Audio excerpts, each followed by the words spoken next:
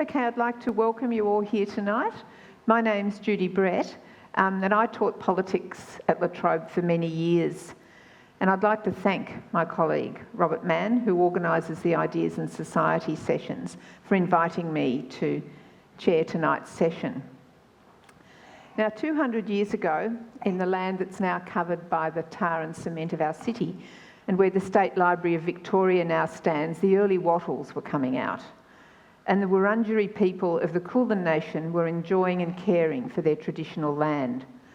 So tonight we acknowledge them as the traditional custodians of the land, and we pay our respects to its elders, both past and present.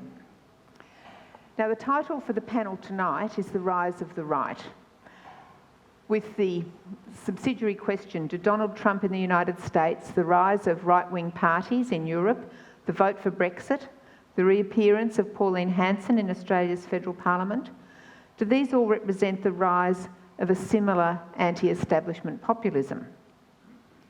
Now, since tonight's event was planned, the right's rise doesn't look quite so inexorable. The centrist Emmanuel Macron easily defeated Marine Le Pen in France, and we're all still absorbing the UK election result, which saw Labour's supposedly unelectable leader, Jeremy Corbyn, destroy the credibility of Theresa May and her Conservative government.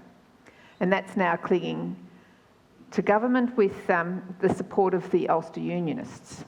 So who knows? Now, when we advertised this, and until very recently, Simon Jackman was to join us, but he has had to cancel at the very last moment because of a serious family illness and fly off to Brisbane. So that means that Guy and Katharine Murphy, our other two guests, Katharine Murphy, who's a senior journalist with The Guardian Australia, and Guy Rundle, who's the reporter at large for Crikey, will be able to say a little more, and we'll have a little more time for the panel discussion and a little more time for you to ask questions.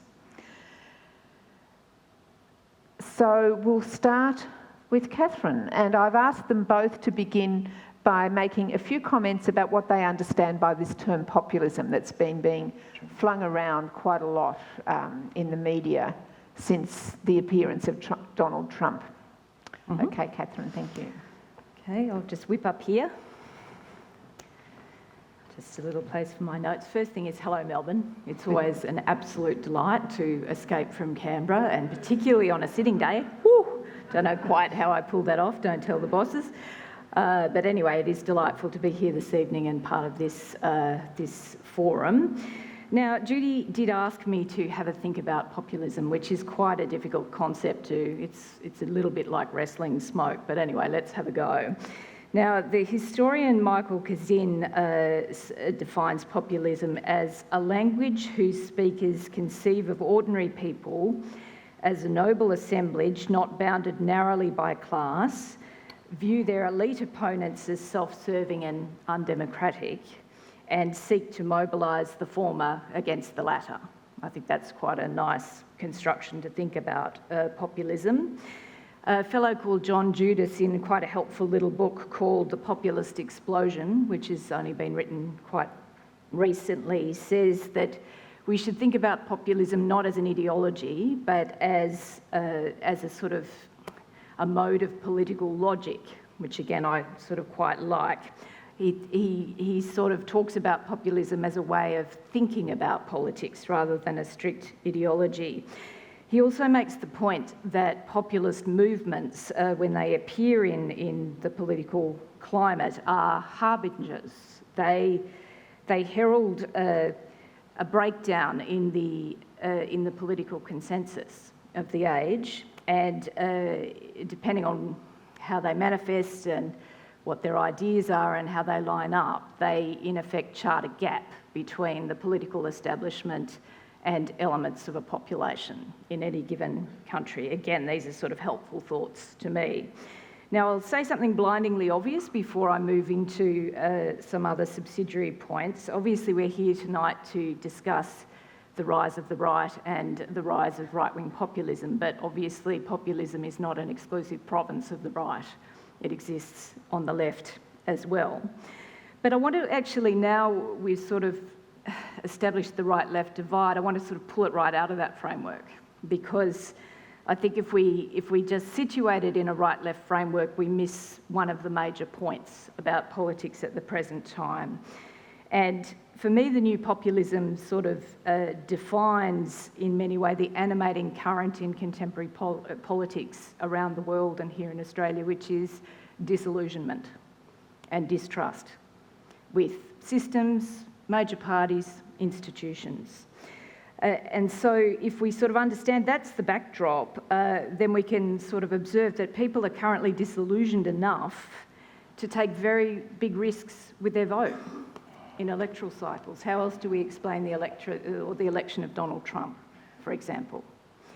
So again, we need to think about some context, I think. Obviously, the Great Depression had a seismic effect on the politics of the era and the post-Depression era. Any student of history knows that. We don't tend to think about the global financial crisis, which is the economic disruption of our lifetime, in the same terms as the Great Depression. And it's obviously not as significant or serious an economic event, but it's the biggest economic event since the Depression. And I think we can see the disruption that's occurring in politics at the present time as analogous to the disruption in politics that followed the Great Depression. I think we're seeing another disruption in politics post-GFC that mirrors what happened in the 20th century.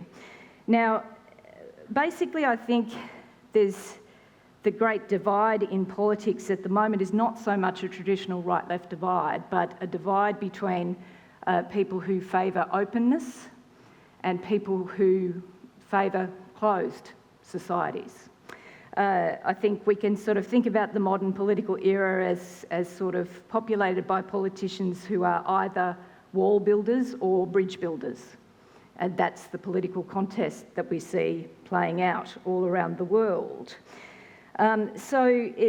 In essence, what we're seeing in the political discussion everywhere is a sort of a discussion about globalisation. We see political movements and political parties who still believe that globalisation has been beneficial for the majority of citizens in the globe. And then we see another group of political actors who believe that globalisation has not delivered benefits and in fact has delivered losers. And again, there's the current sitting underneath political discussion. So if I now fulfil my brief, rather than having a general sort of state of the universe, and think about the right and the populist right, and we think about what defines the populist right, well, we can think about some common sentiments, basically, from populist right-wing political movements. Obviously, the sort of core sentiments are nationalistic, anti-globalisation, anti-immigration. There's a lot of commonality between populist right-wing political movements along those themes. Now, in Australia, which is my brief this evening, obviously One Nation is back on the political scene. We all know that. Pauline Hanson returned in the last federal election with a bunch of senators, obviously, in the new Senate. And obviously, Hansonism reflects those qualities that I've just talked about in right-wing populism. But I think we need to think about right-wing elements beyond Hansonism, because the right-wing populist space is actually contested in Australia at the present time. It's not just Pauline Hanson. If we think about the Nick Xenophon team, for example, which is a centre-right populist political movement. Now, Xenophon is protectionist, but he is not a xenophobe. He doesn't play in the politics of race or immigration, but he is a nationalist and a protectionist and a populist, basically. So he's an interesting sort of movement to think about. The fledgling Australian Conservatives movement, which is a breakaway movement that Cory Bernardi, the Liberal senator, split away from the Liberal Party earlier this year and is attempting to set up a new political movement called Australian Conservatives. If we think about Cory Bernardi, who is the sort of core of that political movement at this point in time, he's gathering friends, but we sort of have to think about their philosophy in terms of Bernardi. Well, in economic terms, he's market-oriented and he's a libertarian. And his sort of xenophobic overtones in terms of his sort of populism, I suppose, is largely anti-Muslim sentiment. So he's another sort of interesting sort of plot on the spectrum. And then obviously we have to think, given that we have a coalition government in Australia at the present time, we have to think about the right and the governing party and populism and in the right governing party. Now, just again, a general observation which I'd like to make before I get into the ins and outs of that a little bit is that this coalition party room is, in terms of a spectrum of views across the coalition party room, is probably has the widest spectrum I've seen in 20 years of political reporting, from moderate liberalism right through to hard right sort of conservative philosophy. There is actually a huge spread in this party room.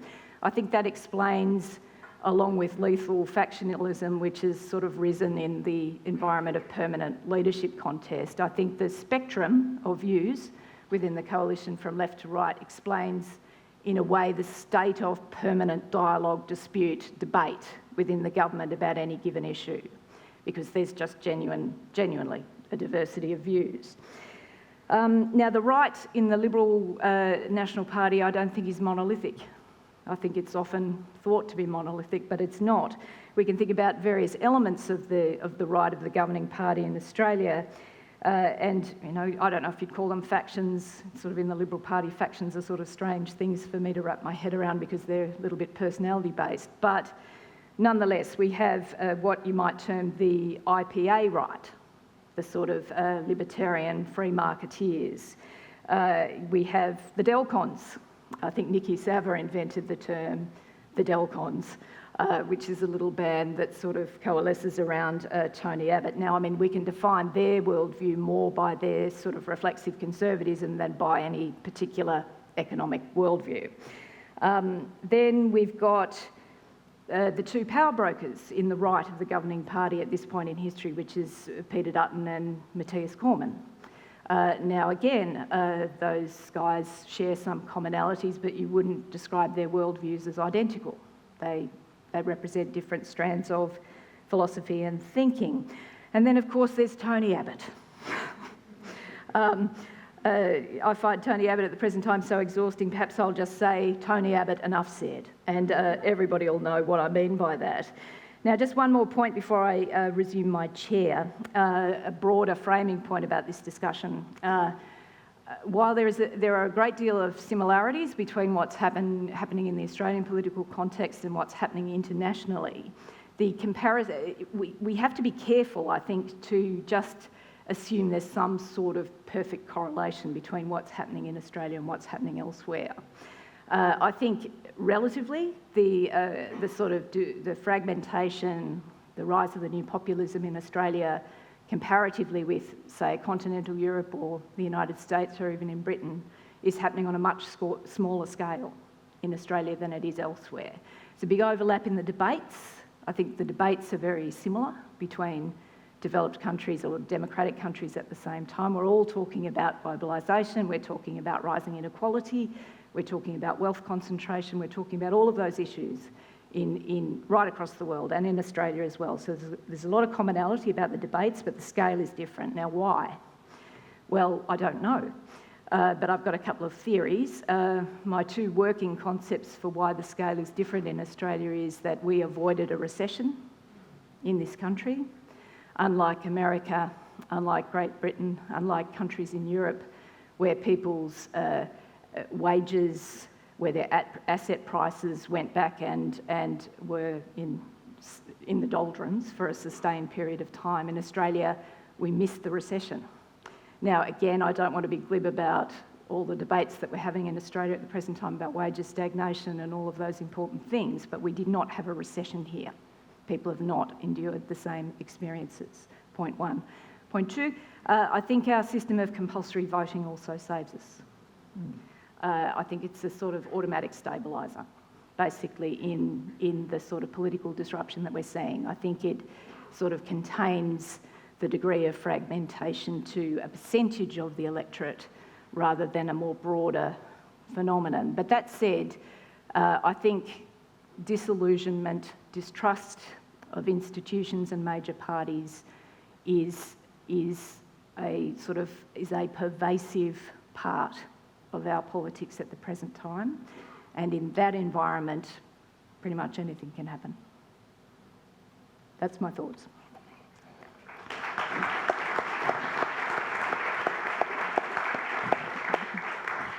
Thanks, Katharine. And now we've got Guy, and Guy's just this morning got off the plane from the UK. Yeah. So this will be fine. Yeah, and he was also in America for Trump's election. Tired and jet lagged, which is the best way to talk about Trump, because when you're tired and jet lagged, Trump makes sense. All right, well, I'll start with populism. One of the key points about populism in the current period is that populism is a program or a political, any political movement which offers things to people in a way that doesn't add up. So one of the key differences between a populist program like Trump's, which is simultaneously going to have the greatest healthcare program ever and is going to abolish Obamacare and is going to put up trade walls and everything's going to be cheaper and there's going to be full employment and et cetera, is that it doesn't add up for a second. But enough people either don't know that or they know it but they don't care. And that latter point differentiates it, for example, from, I think, Jeremy Corbyn's program, which may well carry some risks with it in terms of the current global economy, but is a perfectly consistent program that's trying to offer the same sort of thing. So I'd see Trump's program as populist and Corbyn's program as not. There can be a form of left-wing populism, but in our era, populism is much more likely to be on the right. And so on that note, I'll lead into a sort of Cook's tour of global populism from the right and then say some things about what I think is going on. So this political cycle began with the Brexit vote in the referendum on EU membership. The result, 52 to 48 to leave the EU, was an earth-shattering shock at the time. Now it looks normal. Each side exemplified the division of the politics to come. The Leave campaign was a tissue of lies about how much power the EU had, how much it cost and how much would be returned, £350 million a week for the NHS, et cetera, which worked on the assumption that the voters were idiots. The Remain campaign, nicknamed Project Fear, was a cynical exercise almost wholly focused on the costs of departure, loss of EU funds, markets, etc. An equal and opposite cynicism, which lacked even Leave's singular virtue that it actually talked about issues such as independence, sovereignty, and so on and so forth. What was singular about the Remain campaign was that it was unable to give a positive case for the EU. It was unable to appeal to the EU's original program of a Europe-wide citizenship, of a dialling down of nationalism, of a different way of Europe being together. And in that sort of cynicism, really that's why it lost. The shock of the Leave victory turned world attention to the US political contest and the rise of Donald Trump. Since he'd entered the race on a gold elevator in his obsidian tower, descending to a cheering crowd of paid actors, Trump had been the preferred opponent of Hillary Clinton's Democratic team, someone they thought they could get through the Republican primaries on populist vim and arrive at the contest proper to be sliced and diced by the Democrats. Consequently, the Clinton machine never bothered to develop a comprehensive program for the broad middle of America, many of whom had seen little benefit from the very patchy recovery underway. They had hundreds of small micro-ameliorative policies, but their major ones, to a very late date, such as forcing through a version of the TTP trade deal, continued the globalising neoliberal politics that many middle Americans believed were destroying their way of life. Leaked emails portrayed the Clinton camp as influence peddling, network building in-group, the sort of people seen by middle America as those who make wealth through mysterious techniques utterly opaque to the masses. Meanwhile, Donald Trump, a New York crook, managed to portray himself as the workers' friend, a builder of real things. His techniques of baiting, teasing, abusing, his nicknames like Low Energy Jeb, his assertion that Ted Cruz's dad shot JFK, his inviting of Bill Clinton's ex-lovers and possible ex-victims to the debates, all this thrilled a jaded public who felt that the whole political business was conducted at one remove from the practice of their own everyday life. By 2016, reality TV had become the dominant mode of public discourse for millions, and Trump conducted his campaign in that style. By August, by contrast, the Clinton campaign was still trying to decide on a final slogan, with one serious suggestion being, "It's her turn." Even so, the Democrats won the majority vote handily, but had been so confident of their victory, they deliberately steered resources away from working class states like Michigan and Wisconsin. The reason for that was utterly cynical. They wanted a victory that didn't rely on the union movement and the working class so they could dictate terms to them. And by doing that, they got caught out and lost by 200,000 votes out of 100 million. By the time the French elections came around, the elites had taken some lessons from these shocks and started to make some course correction. Had Francois Fillon arisen, the candidate for the Republican Party, and been the contender against Marine Le Pen would now be president of France, because Francois Fillon was a born-again Thatcherite who had from the neoliberal right captured his own party's machine, but would never have been acceded to by the left once they'd been excluded from the first round. So the left would have sat on their hands, a section of the socialists would have gone over to Le Pen, and Le Pen would have won evenly. Fillon was eliminated by corruption charges, faded quickly. Emmanuel Macron came up and built a sort of post-party political movement very quickly. Now, what happens with that remains to be seen, but effectively what Macron was doing was learning from Brexit and Trump to very rapidly assemble a completely different sort of politics, which I can talk more on in the discussion. So what's going on here? The general approach of those in the political and media class elite, call it what you will, has been to treat support for such popular candidates as a symptom of discontent rather than a thing in itself. The initial response was one of contempt and a perverse version of the false consciousness model. Globalisation, migration, and a society with the market extended to all areas of life had delivered a higher average GSP and years of growth. So in the words of an early victim of this political process, what were people complaining about? When this explanation could no longer be sustained, such elites acknowledged that yes, many people, many groups had lost out in the uneven processes of the last 20 years. Millions had got poorer in real terms. Full-time jobs had become part-time jobs, etc., etc., etc. But they failed to acknowledge that even those who were doing averagely all right or even better had also lost much of their cultural and, if you like, existential ground. That societies that were once based around a middle class and a working class model of life, an industrial model with relatively settled and enclosed neighbourhoods, with a culture focused on that sort of mass people, had really been sort of undermined. And it had been undermined by a process that had been seen to be a beneficial process. And that was the simultaneous process of globalisation, of the offshoring of industrial jobs to the third world, and the rise of the knowledge economy and the knowledge class with it. So basically, once you have a knowledge class arising, once you have a knowledge economy arising, that rapidly spreads out from a very small base in the 70s, 10%, maybe 15%. And by the time we get to the 2000s, as computing power increases, as industry becomes more automated, as dirty industries, etc., become increasingly relocated, you basically have a very confident knowledge culture production class in a very expanded sense, about 30% of the population, and you have a very ragged, demoralised, undermined working class. Increasingly, that also has a broader cultural effect, where in modernity, especially in post-war modernity, culture, the rising culture of consumption of the 50s and onwards, and then of the social liberations of the 60s, centred on this broad mass of people. Increasingly, culture and political processes around race, gender, LGBT issues, etc., etc., etc., tended to focus on what the knowledge and culture class was interested in and what they prioritised.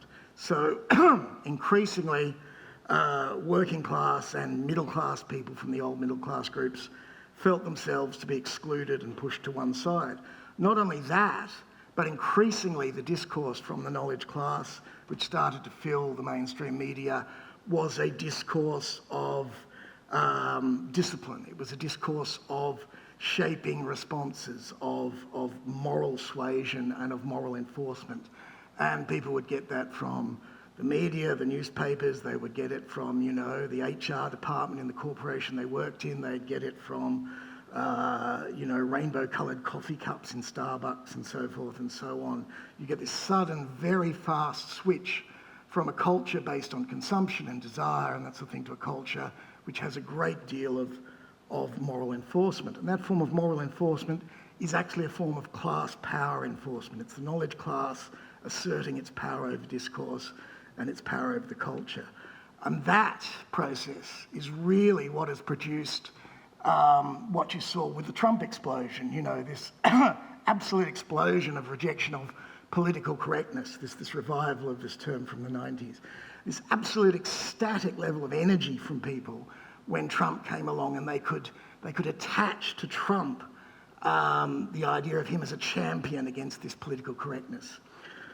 Now, this was something that really took the elites completely by surprise, and the reason it did was because the knowledge culture class will not recognise itself as a ruling class. It still presents itself as a bohemian outsider class, pushing a moral agenda that it sees as the extension of equality, etc., etc., etc., which it is. But it's also the class that runs the joint now.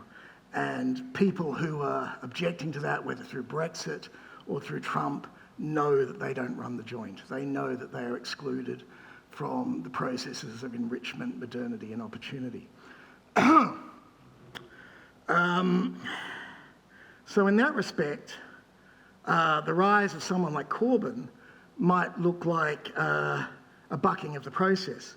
But actually it's not as much as you think, because one of the advantages that Corbyn had was that he no longer had the problem that Labor parties have to deal with, which is the question of immigration and multiculturalism. And why was that? That was because the Brexit referendum had said, we're out of the EU, we're out of freedom of movement, we will close our borders again and determine who comes here and the circumstances under which they come. So Corbyn didn't have to talk about immigration. All he had to talk about was honouring the Brexit referendum, which the people had already decided. And by that meant that a whole group of working class people who were voting for UKIP could come back to Labor. And that's what they did. The UKIP vote fell through the floor. The Labor vote went through the roof. Corbyn added students and young people and all that to it.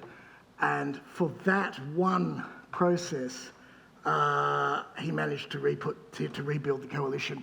But he only did so because Brexit had occurred. The problem for progressives from here on is what to do about this very fractured class coalition that Labor parties and Green parties, etc., have based themselves on. Because these two groups, the knowledge class and the excluded classes, don't hang together anymore. The new left period of post-war is over. Anything we move forward with is going to have to be a coalition that acknowledges cultural differences between classes and doesn't try and enforce one single idea of equality or one single idea of universal values on people who have certain differences about how far that extends. And that means we're going to have some very challenging and difficult conversations about immigration, multiculturalism, LGBT issues, gender, and all the like. And that's what we can do now. Thank you very much.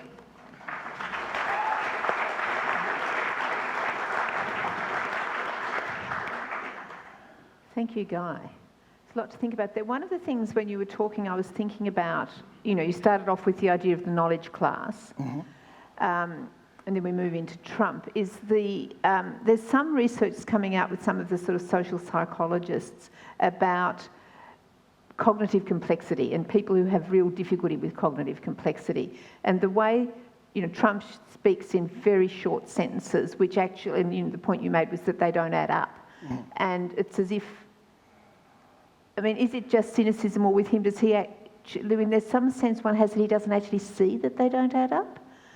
And that, I suppose that if you've got a lot of people who, it's not just that they're not particularly well educated, but they're actually not all that bright, and that cognitive complexity is something that they struggle with, that the world has become an extraordinarily complex and interrelated place, and there's not easy solutions. I think we have to unpack several things that are going on. I think one thing is someone could speak simply and in very simple sentences and have a completely consistent political program and be speaking to people who, didn't have a great deal of education. And that's what politicians used to be able to do before mass literacy came along, for example. I mean, that was a skill that one had in pamphleteering and those sorts of things. So that's one thing, and Trump does that. He has a very basic vocabulary. And when he talks, once again, as I say, with the reality TV thing, he talks like people talk on those reality TV programs when they argue. They move back and forth between these different modalities of claims to rightness, claims to reason, and then personal insult and that sort of thing. It's how we all do it in our own arguments. So Trump has sort of brought in the culture of everyday life into the rarefied culture of politics. But the second thing he adds to that is, yes, an impossible program that doesn't add up, that offers people everything, that simultaneously offers them a version of American free enterprise, but also a sort of socialism underneath it. And whether you're right, he may not know himself. I mean, he may not have the abstract complexity to actually work out that this is all a complete con. And that goes to the degree to which populism, in our sense, in psychoanalytic terms, is an imaginary relationship to the world. It's a sort of narcissistic relationship to the world where both the individual politician and the public look in the mirror and see the country they want to be. They see it as everything they want to be, not as it really is. And that's what seems to be going on, that crucial disjuncture. So I don't think it has much to do with brightness per se, because, someone who's a fitter and turner will be as bright. I think it's abstract. I suppose I was thinking of abstract thinking, really. Yes, and that is a class. That's a class possession now, because especially in America, the education system has functionally collapsed. So you have this division where you have about 30 to 40% of people who get a good education and 60% who get almost no education at all in many senses. And they go through school and they really don't have those abstract modalities to think through the culture that's being presented to them, or the polity that's being presented to them. Yes, so it's not a question of intelligence, but it is a question of access to abstract reasoning. And Katharine, I wonder what you think is the base that Pauline Hanson is appealing to, because from David Marr's quarterly essay, he's saying they're not the people who feel that they're life's victims. They actually feel they're quite confident. Yeah. Well, it's a bit like Trump. I think the sort of exit polling after the US election indicated that Trump got a fair share of what you might term the white working class vote, but support for Trump went right up the income scale as well, which sort of leads you back to this core idea about disillusionment and disenfranchisement and risk-taking by voters who think that, well, the system's so bunkum that we can experiment with alternatives. We can try someone who might bring a different consciousness to the art and the practice of politics. So, David's piece on Hanson indicated a similar trend, in the sense that it would be a mistake to think the only people supporting Hanson are white working class voters, quote unquote. There's support sort of distributed up the income scale. And then we get into things like, I think we touched on a little bit about normative threat too, in a way, and social psychology. There's some sort of interesting research that there's a sort of equal and opposite reaction to progressivism going on out in certain quarters of the electorate, that as the so-called rights agenda seems to dominate political discourse, that there is an equal and opposite reaction to that. And when you get into sort of linear progress on anti-discrimination or on rights for same-sex people, for however you want to define it, that people's normative threat level rises and they have a visceral response to that. So I think there's some of that too with One Nation, a little bit, some of that. But it's a complicated phenomenon. Again, I think it's sort of like there is this sense that major party politics is not connecting with people, is not articulating the concerns that people have. And if you want to call it political correctness, whatever you want to call it, there's a sort of market out there for people who are looking for people to call it as they see it. And there's a little bit of that, I think, with Hansonism, although she's riding some interesting cycles as well. I mean, whether or not this phenomenon proves transitory or durable is very much an open question, I think, at the present time. And also the space, as I said in my little patter before, is quite contested too. Pauline doesn't actually have it all to herself. There are other voices and political movements who are prosecuting in that space. And it'll be very interesting, really, to see how that pans out over the next few years. And also, of course, the government has moved to try and take some of that territory back.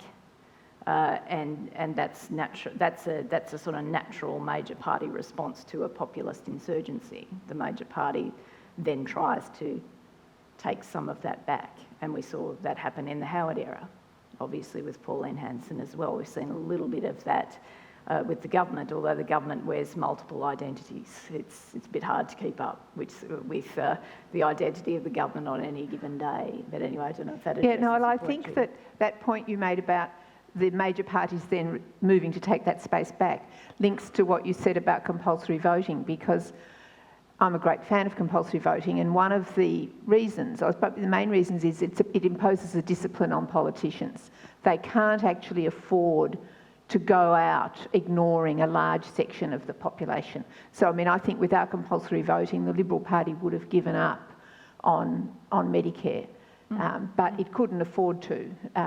So I think that's right. The other thing I was just going to mention, when I was talking to Simon in preparation for today, hoping he would be here, obviously, he commented on the role that race still played in American politics, and he said that shouldn't be underestimated, that the sort of backlash against Obama, and that there was a lot of people who voted for Trump for good old Republican reasons in terms of supporting people with the money, but there was also, he felt, a strong element of race that has been there for a long time that wasn't particularly new. Yeah, but I'm relatively down on the race emphasis, because those people always voted Republican. They'd vote Republican if the Republicans ran a turnip.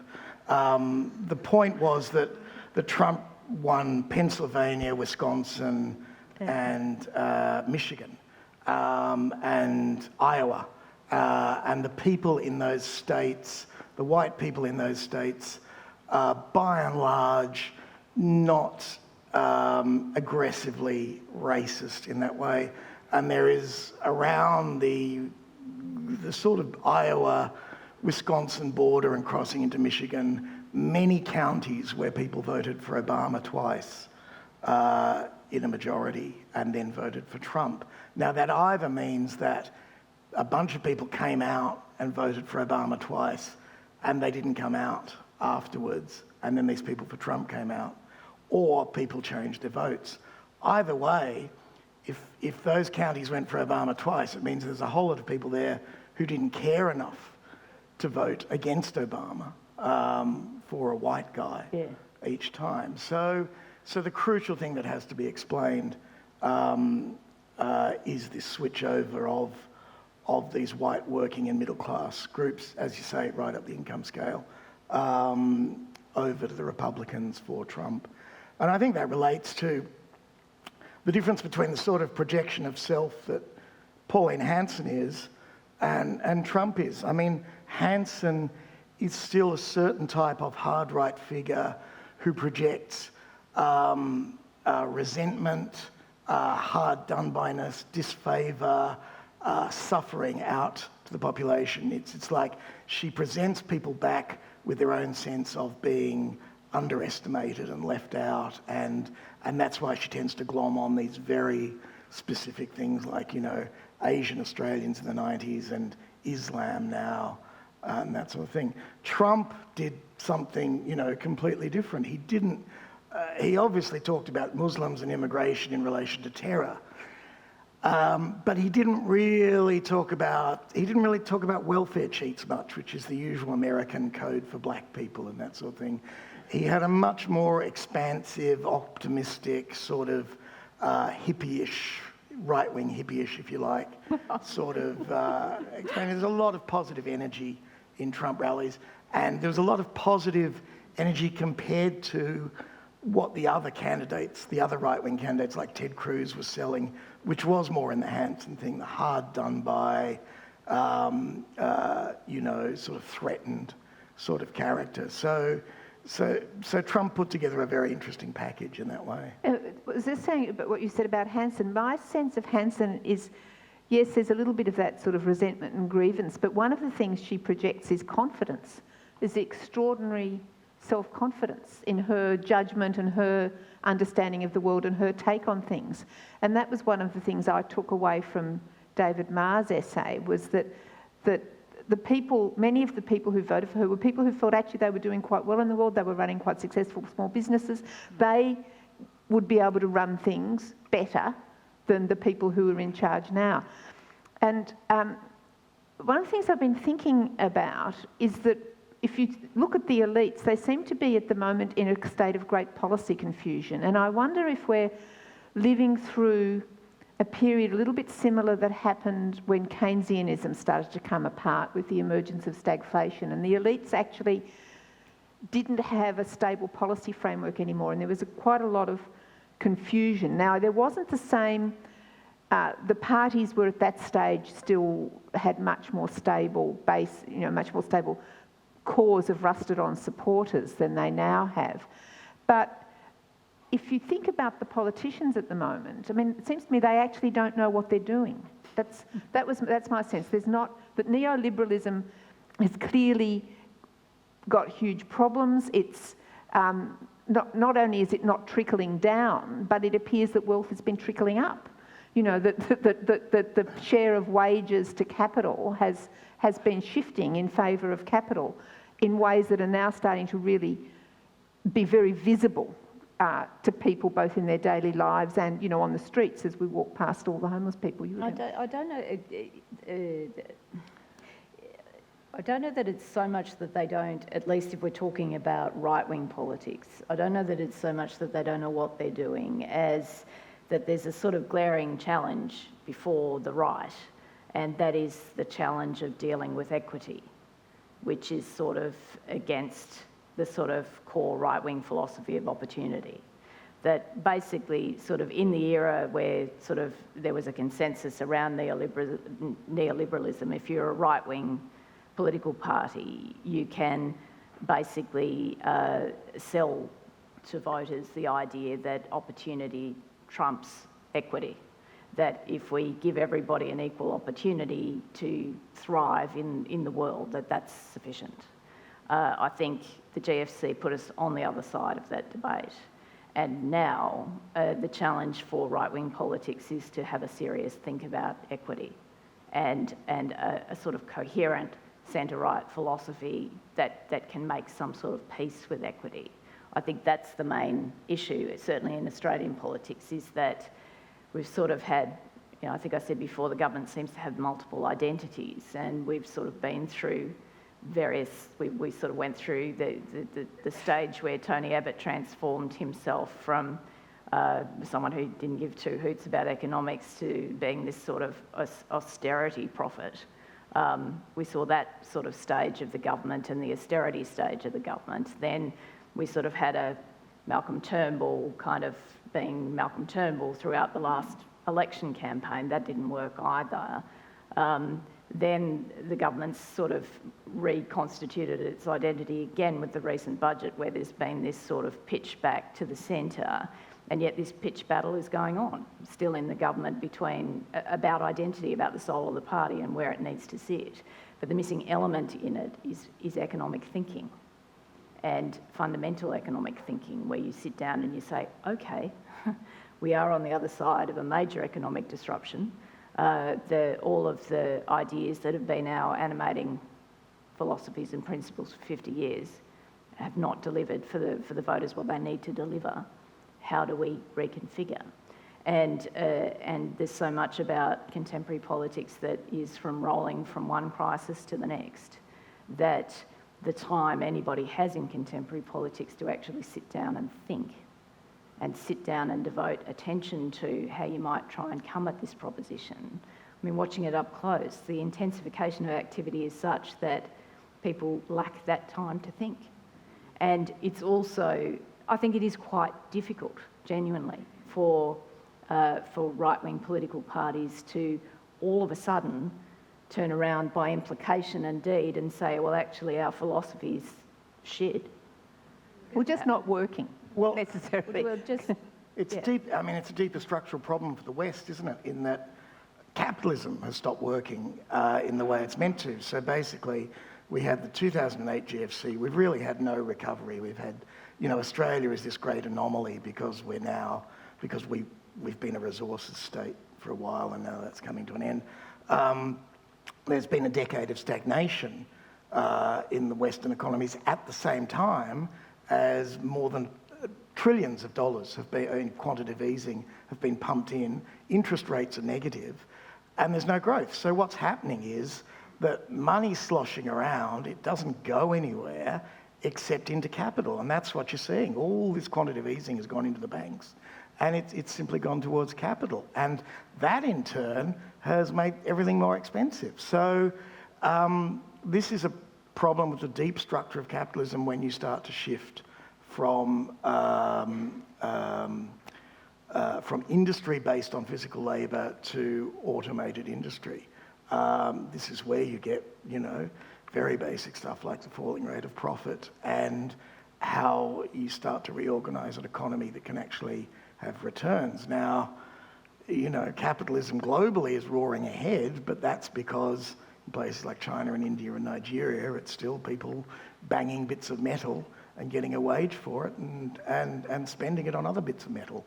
So this is the problem that will not ever go away now. We're about to have the largest single employer of unskilled labour is the fast food industry, which employs about 21% of fast food, of unskilled labour.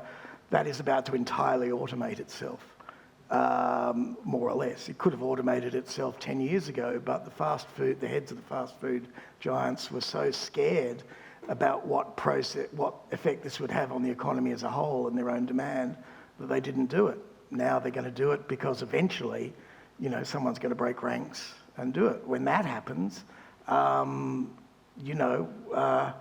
what happens next? What happens when we automate Coles and Woolworths? What happens when we automate these things? It may get stuck at some point. That process may not roll through. But the fact that sort of process is relentlessly banging at the door is what is undermining any capacity to have an economic program. So on that cheerful note.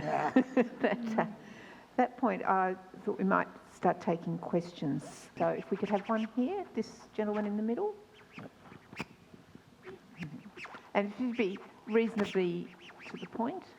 Yeah. See, the roots of GFC and the roots of the turmoil, the political turmoil, essentially lie, in the case of GFC,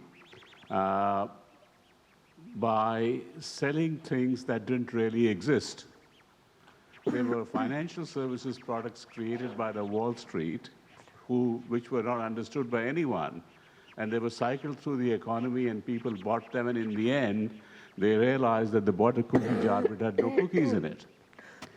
The second reason, I think, was the transfer of wealth from the American middle class and the American working class and the European middle class and the European working class to the to China for the creation of the Chinese middle class. Now, is this a question? Yeah, and now what do you think is going to happen with BARF, Belt and Road Forum, right? Or BRI or OBOR as you call it, because that's going to lead to more shift of productive capacity from Europe to China. So the second wave is coming. Watch it. Shall we take a couple of questions? Yeah, we might take a couple. There was a question Someone up over there. here. Yes, there, just there in the middle. And there's That one. a woman in the over middle. there. and another woman there. So I'll take 4 for now. We'll take 3. Okay. Okay, I'm just wondering why you alluded to the fact that it's happening, that it is largely a lot of the stuff that Trump was saying was illogical. It seems to be a highlight of populism that it is anti-logic or anti-education. It's anti-environment. It's anti what we would call traditional economic thinking. Why is that link there? that it's anti-intellectual. Don't. Are we answering, Judy? Or one more. Well, Ted's going to take one more. Yep, this person. Thank you. I wonder where is the ideology that counters people's disenfranchisement, which stems from the rising inequality. I think the populism seems to be encouraging those people to turn on the next weakest group to better their own position, and is a kind of smoke and mirrors, hiding the fact that it's actually all the wealth being pulled at the top.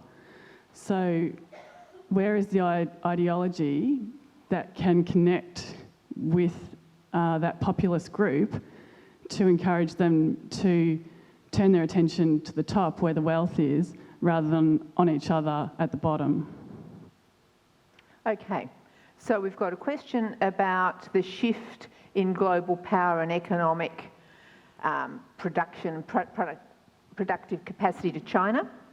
A question about why Trump's supporters are anti-intellectual, and a question about what ideology is there going to be that will underpin some sort of politics of redistribution. Okay.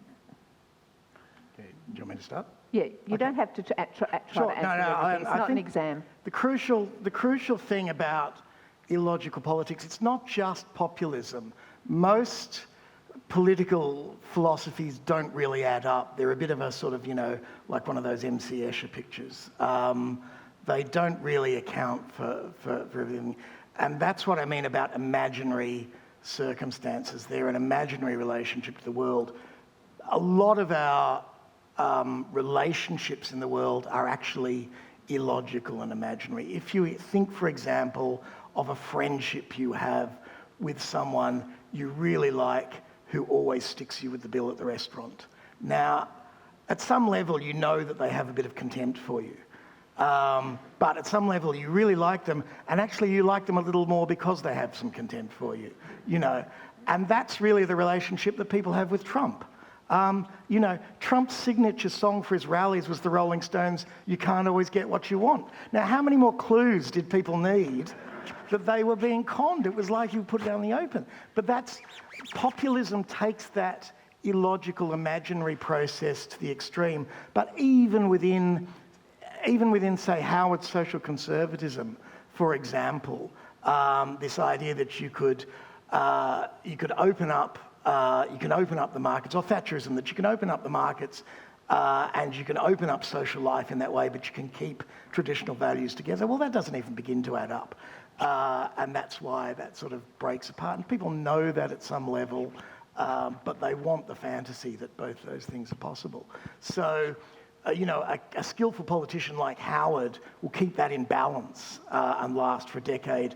A neurotic, unskilled politician like Abbott lets that all go within 18 months, and so on and so on. I think that relates back to the questions of the further globalization of the economy and transformation of the economy, and how one turns the attention to the very rich and that sort of thing. it's not so much about an old class war politics of us versus the top-hatted bankers and that sort of thing, because people have never really except in occasional moments, wanted that radical equalisation. What people want is the basis of life and the basis of flourishing and some sort of a relative equality of opportunity and that sort of thing. And the only way that one will steer back to that sort of holistic politics is to start to talk about alternative ways to organise the economy, which is post-capitalist ways to organise the economy, which doesn't mean a socialist revolution where everything is suddenly redistributed. It means that parties will have to talk about ways of opening up areas of life which don't revolve around this shrinking sort of circular money economy. So you start to get people talking about things like universal basic income, about reducing the hourly week, about tax credits and that sort of thing to fund renewabilising your house and so forth and so on, about opening up spaces so that the voluntary sector can re-emerge, and that sort of process. And that's really the only way we'll get out of it. Well, we're already in the process of doing that in terms of the discussion.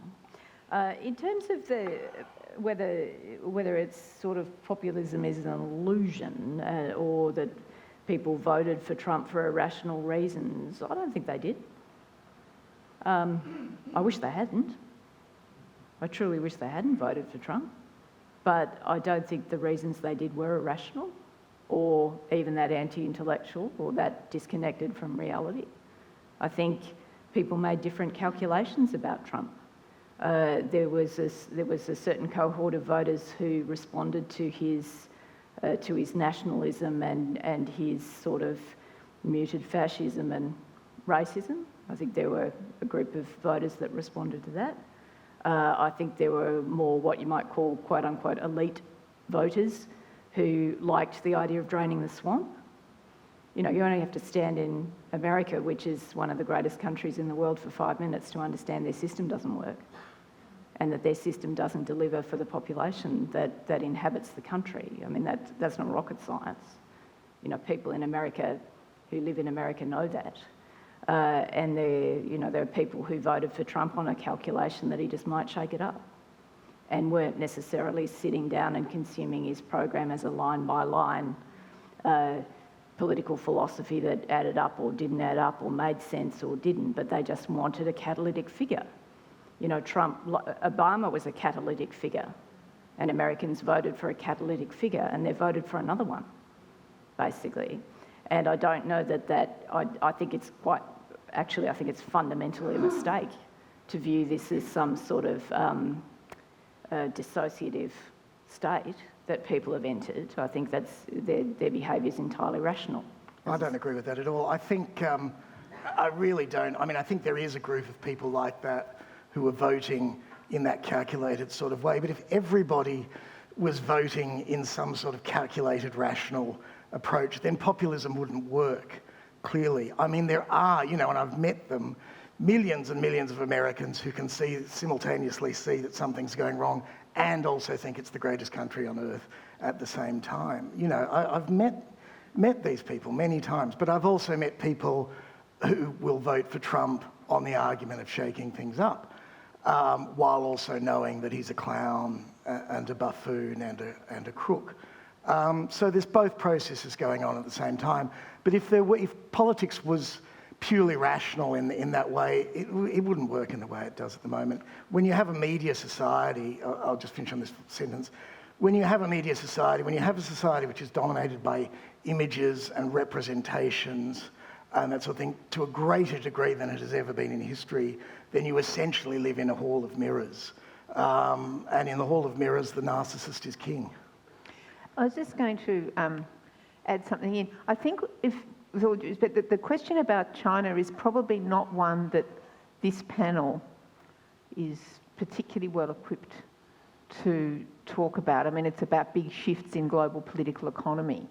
But what I did want to sort of bring into the discussion of populism is paranoia. One of the things that's often been associated with populist politics is the construction of a good people and an enemy, which is causing all of the problems. Now, that's also an illusionary thing, but it's a slightly different, and I wondered if either of you wanted to comment about the role of paranoia and scapegoating, I guess, in a very straightforward way in populist politics. Well, scapegoating is clearly a factor in centre-right populism, for sure. Scapegoating is part of the stock in trade. Be it Mexicans, be it Muslims, be it whomever the target group is. I think that's an undercurrent that's alive and well in contemporary centre-right populism, and we've all been to that rodeo before, and we know that it can end very unpleasantly. In terms of China, what I would say would just be blindingly obvious. Obviously, there is a shift in economic power from America to China. I think Xi is a deeply dangerous and worrisome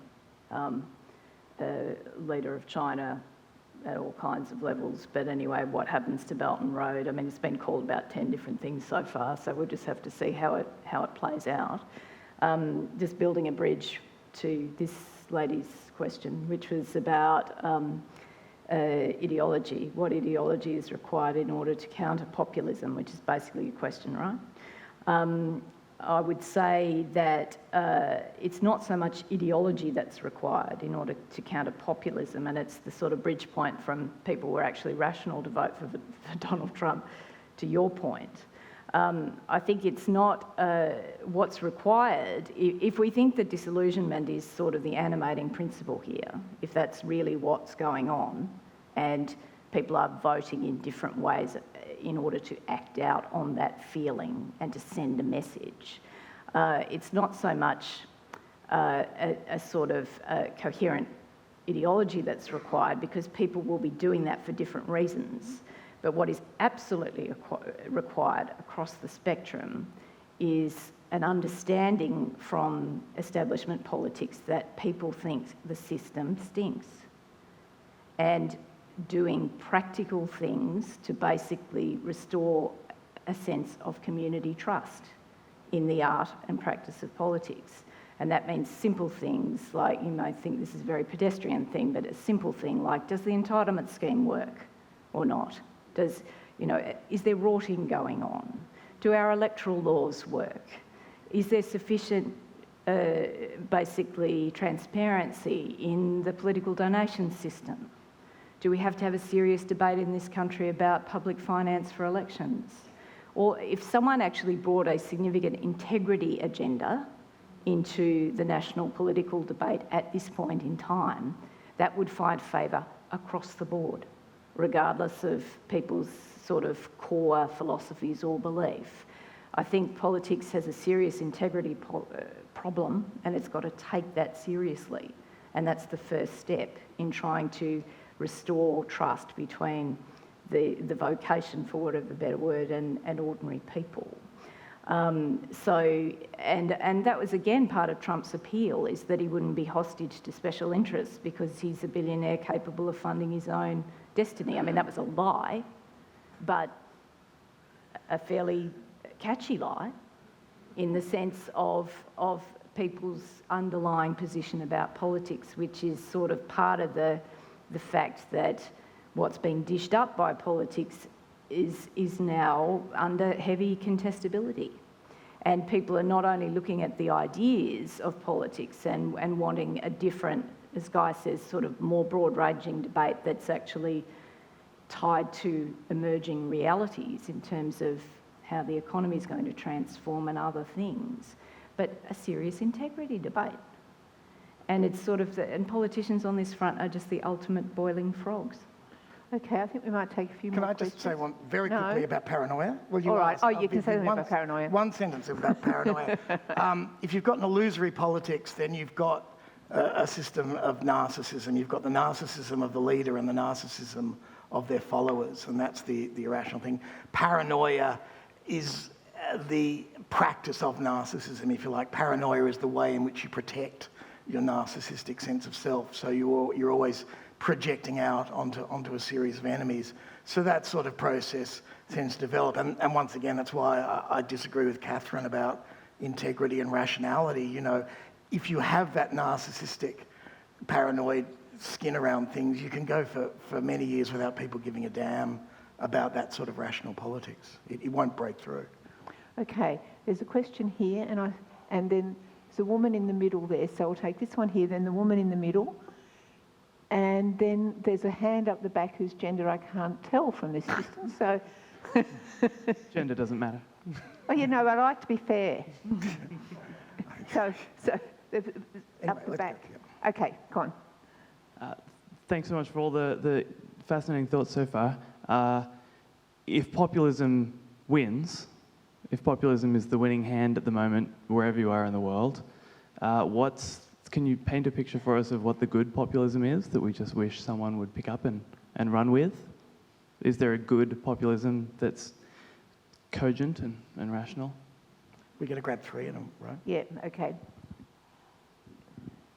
I don't know why you think populism's the winning hand. We can just throw that in while they're walking to the... Okay.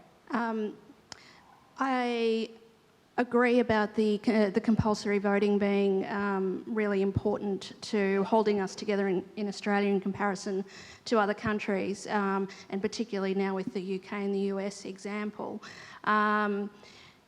Is there any chance that they will reform their electoral systems? There's a problem with legitimacy, surely, and that was the problem with the Brexit vote. So few people voted, and then people woke up and realised that their country had voted to do it. And of course, a lot of people thought, oh my God, I should have voted. And so you have this problem with legitimacy when you don't have compulsory voting. And with the first past the post system in the UK, that's also problematic because people's votes don't count as it moves through the count. In the US, it's the gerrymandering that causes a problem in addition to the lack of compulsory voting. But people don't want to vote. But it's the young people in the UK that seem to have made a difference by coming out in numbers. And according to some reports, that's why Turnbull almost lost last year, because a lot of young voters were activated in Australia. And if all of the young voters eligible to vote had voted and knowing their normal tendencies, we have a left revolution happening in Australia as well with our millennials. We'd What have do a you Labor think? government. It mightn't be a left revolution. So do you think there's any chance of getting people to understand that, or having changes in those other countries that might veer away from populism on the extremes of the normal distribution? Okay. We'll take just one more that was up the back in the middle, and then we'll... Thank you for the gender neutrality, and thank you for the talk. If you picked up a copy of The Australian tomorrow morning, the newspaper... Could you speak up a little bit? Now? Can you hear? Yeah, just hold it closer. Yep. If you picked up a copy of The Australian tomorrow, the newspaper, and the editorial was written about this event tonight, what do you think it would say? It would say that... do you want me... I could answer that. Answer that. It'll say that Trobe was following its left-wing trajectory in history, that Robert Manne, Gerard Henderson might have written it, that Robert Manne and Judith Brett would have had some derogatory remarks about us. We're just showing that they shouldn't have ever been academics. And so is that what you're getting at? Sorry. Anyway, let's take the... Happy to. Okay, so we dealt with, just remind me, so the Oz editorial would say Katharine Murphy's a leftist. Stop. Was in fine left company. No, I mean, the critique, are you getting at the point that here's a bunch of progressive, broadly defined people talking about right-wing politics? Is that your point, or...?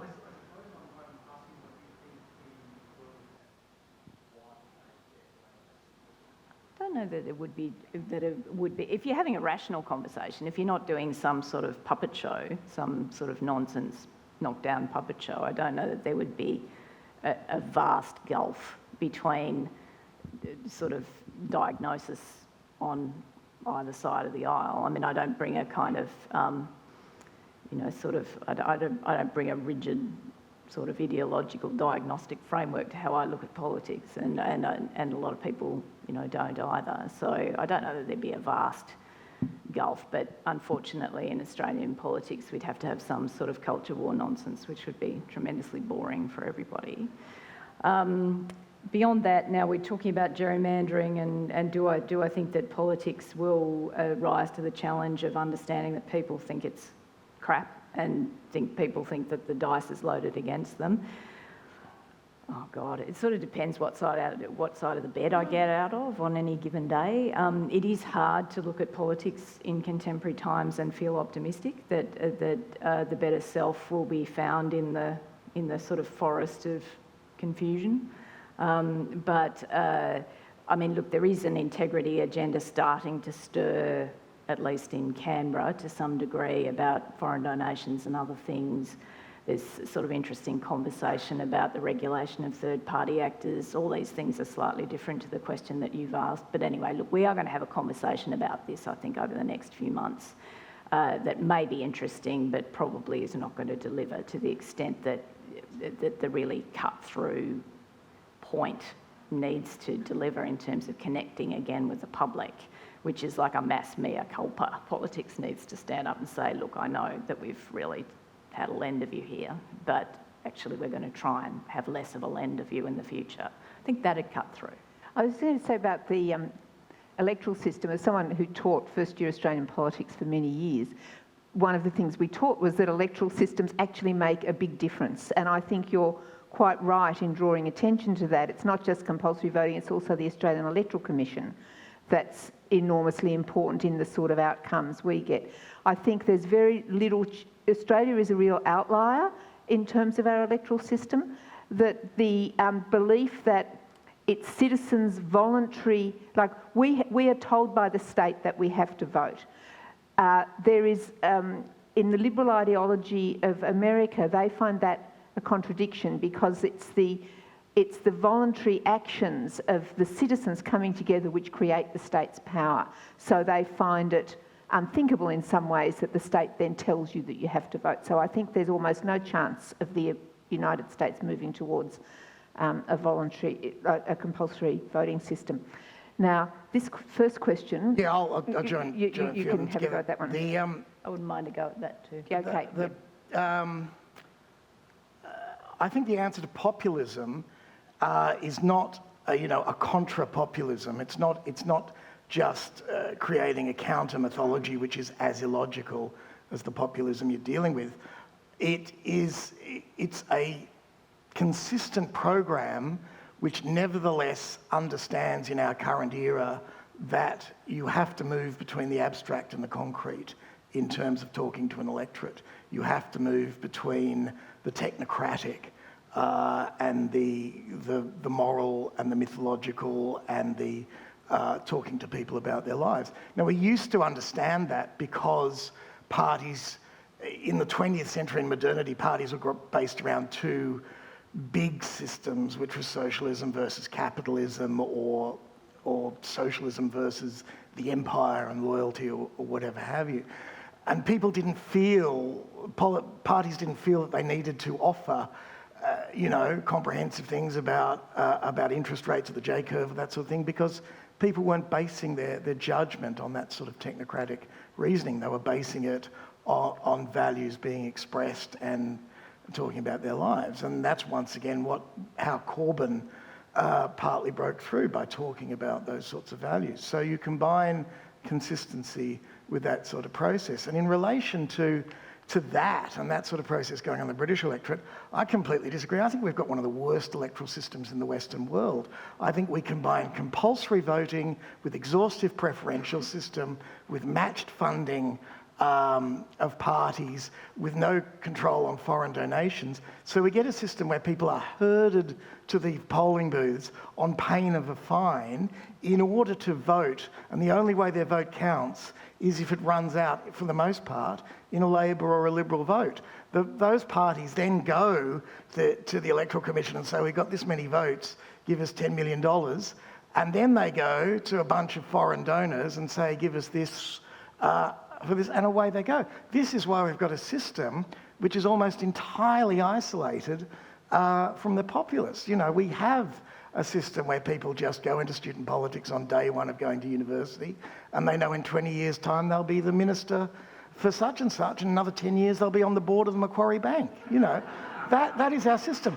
Now that is not going to last forever. The only reason that this has lasted is because of our continued prosperity and because of a reasonable degree of distribution of it.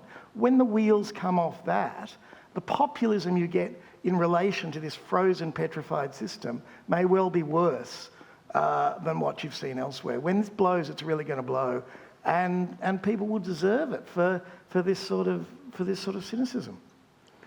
Okay, any more questions out there? There's one over here. Yeah, look, amid all the gloom, I just wanted to ask about the role that we think that young people are going to have in the years to come. And, you know, they've clearly entered the political stage being the really sort of strong support base for Sanders, and it also seems to be the case in Britain for the support for Corbyn. So I'm just wondering how we see the kind of ideology of the young taking shape, and I thought that Guy's comments about the knowledge class being in control was interesting, but a lot of the young people are planning to enter the knowledge class, but it appears that they're going to be blocked in all sorts of ways, and there's a kind of proletarianisation going on there. So I think they are kind of beginning to discover class, but there's also that whole interesting domain of identity politics that they've grown up with. So I'm just wondering how we sort of see the trends there, whether they are going to be a significant force, and whether we can find some optimism in that. Who wants to go? That one. I'll go first. I think the crucial thing about talking about young voters is to see the young currently as a social and economic class, not simply a cultural cohort. It's not about the youth vote and that sort of thing. Corbyn got a huge young vote because this is a class of people who not only know that they'll never own their own house if there's another 10 years of the Tories, they know that they will be paying off their student debt for the rest of their life, that they will be confined to ever more disappearing full-time jobs, while the generations that came after them had a much better settlement. So this is really social and economic class. Now, that doesn't apply to the whole of youth because some people are inheritors. Obviously, the old division of bourgeois and working class does travel down that, as it does travel down the knowledge class division. And you're absolutely right. This sort of knowledge class outsider division will transform as knowledge industries become less and less privileged, interesting, exciting, and more impoverished. And in that point then offers you the opportunity for some sort of reconstruction of left politics between knowledge class workers on the one hand and what remains of service, retail, and industrial workers on the other. But what you then have to do is make sure that you don't try and impose some cultural rights agenda on different groups of people who don't necessarily share it. You have to make an alliance that is based on acknowledgement of cultural difference as well as common economic interests. Do you want to talk about the youth? Yes, I'll talk about the youth, but I'll just say, in answer to the gentleman's question in the front, I'll just keep it very brief. Oh, yeah, sorry, I forgot. No, it's quite all right. That if you think about populism as the canary in the coal mine, it's not all bad. That would be my answer to your question. Well, it is for the canary. Sure, but it's not necessarily Do you get what I'm saying? I think yours was, can we come up with a good populism? I don't think we need to come up with a good populism. I think we just need to understand that populism is a manifestation of the gap between segments of the community and political elites. And if that gap manifests itself, and if politics can be responsive to that gap, it doesn't have to be bad. I don't think we have to create good populism. I think we just have to be responsive to the canary in the coal mine. In terms of youth, well, there's two really interesting demographics in Australian politics, I think, at the moment. One is young people, as you say, and the mobilisation of young people, although we do have to get young people actually more inclined than they currently are to enrol to vote. It's a bit of a problem with our youth, they're not enrolling to vote. But they're definitely a demographic that everybody in politics is concerned about, and particularly on the right. The Liberal Party at the moment is really profoundly concerned with knowing that there is a mobilisation on the progressive side of politics, that there's sort of activism, there's this sort of diffuse, well, not diffuse, actually quite specific activism, be it through the environmental movement or through change.org or groups like Get Up or whatever, that are roping young people into political activism, but it's not necessarily partisan activism, but it's on the progressive side of the ledger. A lot of people in the right in politics in Australia looks at that and thinks, oh my God, we've got to have something to say to young people, like otherwise we're in serious trouble, right? So people are quite attuned to it. The other demographic that's not much spoken of in Australian politics, but is just so blindingly obvious sitting in front of us with an ageing population, is older voters. And people make assumptions that older voters lean, that are conservative. Don't think those assumptions necessarily hold up at all. And proportionately, older Australians are going to be a greater proportion of society as things go on. When in the last federal election did you hear anybody for 5 minutes talk about aged care? Like never. Or other social services that actually impact on people's lives and across demographics. I mean, aged care is not the only concern of older voters. Obviously, older voters are concerned about policy making across the board, but I'm just making the point that there's a demographic shift, and Australian politics has not really come to terms with that in any meaningful way, and I think needs to, pretty quick sticks, because there's sort of something happening that's interesting at both ends of the spectrum there. There's the sort of millennial missed out kind of current in thinking, which I take some issue with. But anyway, I won't get into that because that's a whole other boxing match. But there's the sort of call it millennial discontent, and the demographic bulge that's coming at the other end that I think is interesting to try and wrap your mind around. I'm just going to have that one right up the back. Thanks. I just wanted to ask if both panellists if they could say something quickly about Emmanuel Macron. Guy, at the end of his opening remarks, seemed to be saying that the progressive, multicultural, etc. left needed to reach out to nativist sentiment to build alliances. Macron, it seems, has gone the other way. Macron, you've got the anti-establishment side of populism in the sense of trying to overcome what Katharine was talking about, the integrity deficit, but basing that on a left-wing program, pro-immigration, pro-multilateralism, not reaching out to nativist sentiment, but reaching out more to what you might call the neoliberal agenda, and on that basis building a huge majority, and doing it with voluntary voting. So, reaction. Well, he's fascinating. I think that whole case study has been really interesting, and if we're talking about equal and opposite reactions, sort of thematically throughout this evening, it's kind of, just when we think politics has swung in one particular direction, we discover, oh, actually, if a centrist stands up and makes a case for openness and makes a case for, a sort of a coherent economic platform, then people will listen. And the sort of key catch, I think, that Macron understood was that integrity point, that you do have to, it's not only what you're saying, you have to bowl it up in a different fashion. And also that you have to create a grassroots movement. I mean, Trump did that very effectively in the American political campaign. Macron has built a political movement out of nowhere in about 5 minutes. And the latest polling I've seen indicates that they'll likely get a majority in Parliament, when 2 months ago we thought, oh, well, Macron, good on Macron, you know, whatever your view, good, there he is. But will he be able to sort of establish sufficient parliamentary beachhead to do what he wants to do? Well, according to the polls, the answer to that question appears to be yes. So Guy's point is absolutely right, that there is a sort of divided constituency among the progressive side of politics that is a problem. There's not a sort of easy solution to the divided constituency. That, you know, one element of the progressive constituency is going to be full on the rights agenda, the knowledge economy, all of that sort of stuff. There'll be another element that isn't so much.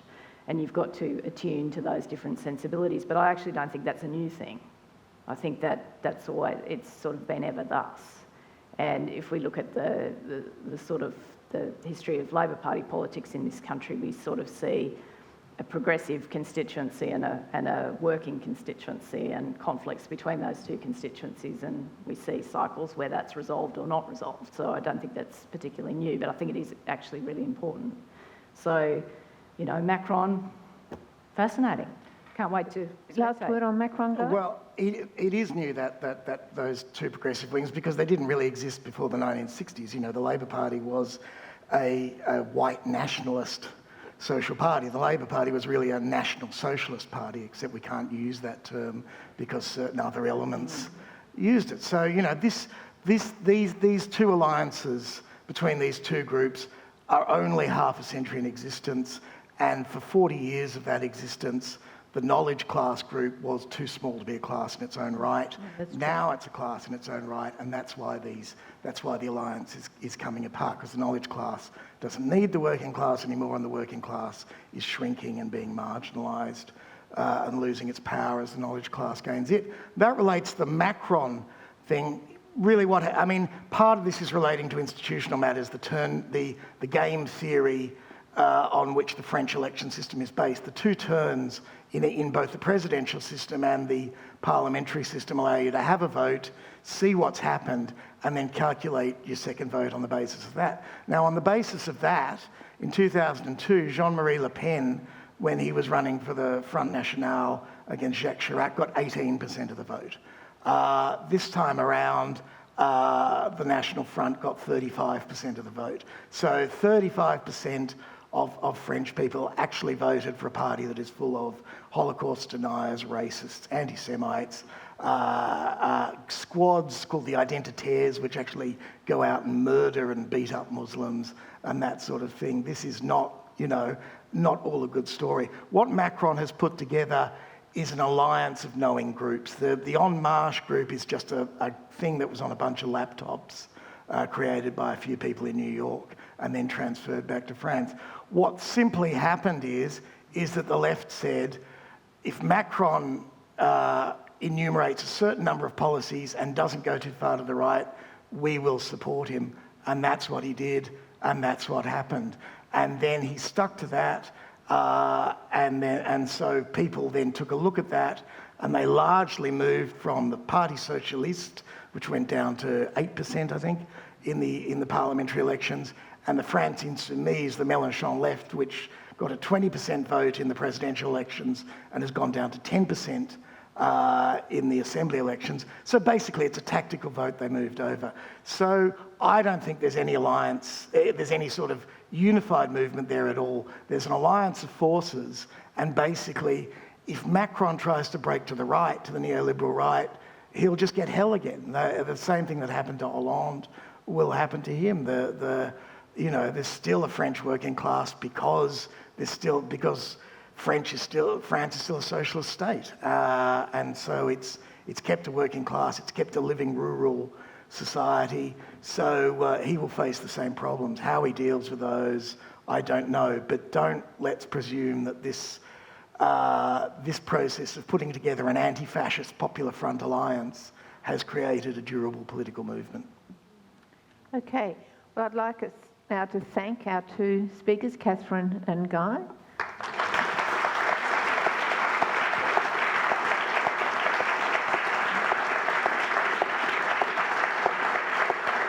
And thank you all very much for coming.